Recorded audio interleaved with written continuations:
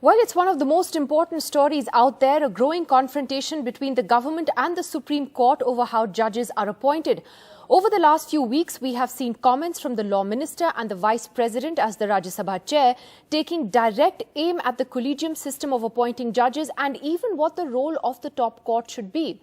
At the heart of the row is how the Supreme Court struck down a law passed by Parliament in 2016 called the NJAC, which would have given the government a greater say in judicial appointments. The Vice President, in fact, went as far as to say that the Supreme Court had disregarded the sovereignty of Parliament, while the Law Minister hit out at charges that the government sits on files to clear appointments and even criticized the courts for taking long vacations. Well, we've also heard rebuttals from the Chief Justice of India, who in fact has decided there are not going to be vacation benches constituted during the Supreme Court's winter break.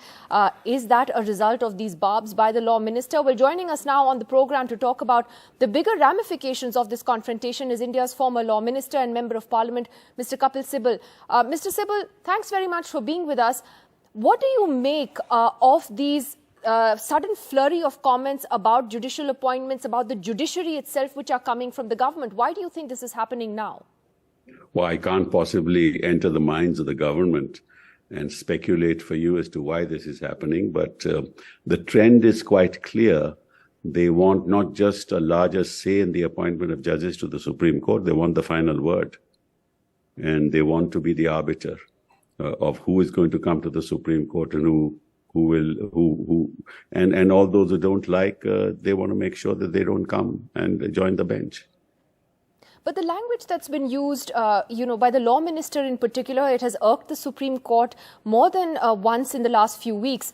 What do you make of some of the strong words that he has said, even issuing a warning to the Supreme Court at one point, saying that we are not going to sit silent forever?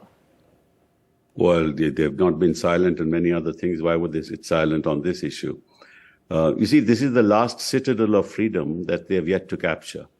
They've captured all other institutions from the, pardon my saying, so from the Election Commission to the post of governors, to the vice chancellors of universities, to their own people in the ED, in the CBI, in the NIA. So and of course the media. I mean, I think that only very few channels are left who have an independent voice to raise. So they just, with the brute majority they have, they think that they can capture all institutions and do what they want. And this is just, this sort of sparring is the result of that. And I'm afraid what's been placed before the public by the Law Minister, unfortunately, doesn't represent the facts. The fact is, and the Law Minister is not a practicing advocate, he should know that a judge sits at 10:30 in the morning, sits on that chair till 1, sometimes 1:30. Then he comes back to court at 2 o'clock, sits till 4 o'clock. So 5.5 hours on one chair. Not an easy job. No politician does it. Then he goes back home.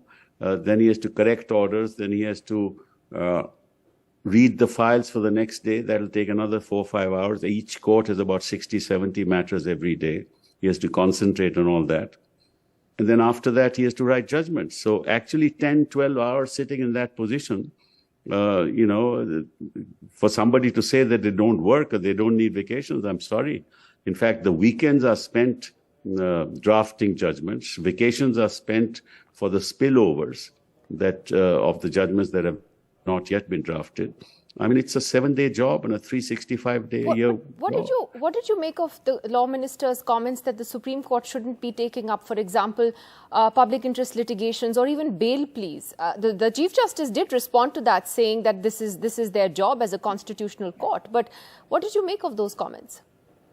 Well, two things that I was a little surprised by. I mean, I was just figuring out how much Parliament has worked in the last 1 year, from January to December. And Parliament has worked for 57 days in that 1 year. Okay, and court works for 260 days in a year. So does the court tell Parliament, why aren't you working enough?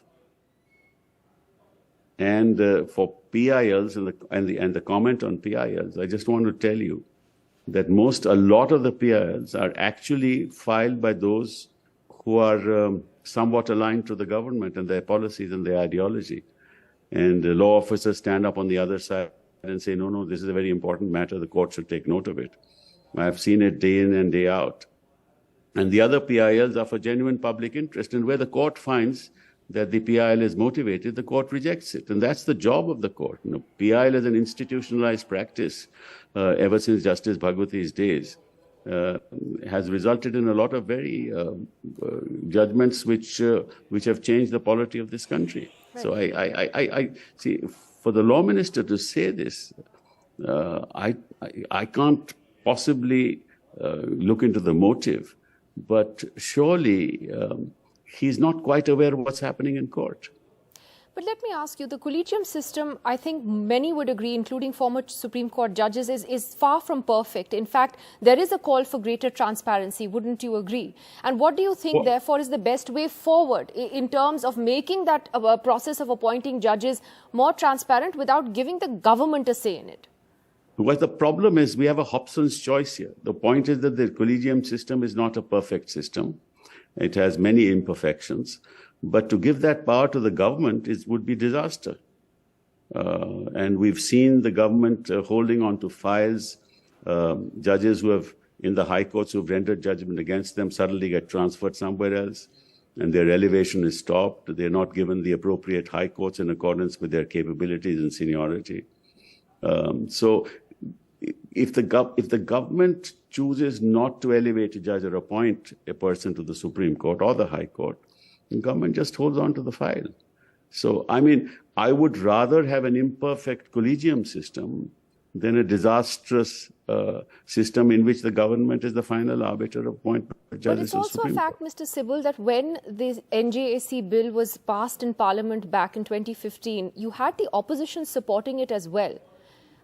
Would it be different if they tried to bring a new version of it today? Do you think that the opposition would still back it?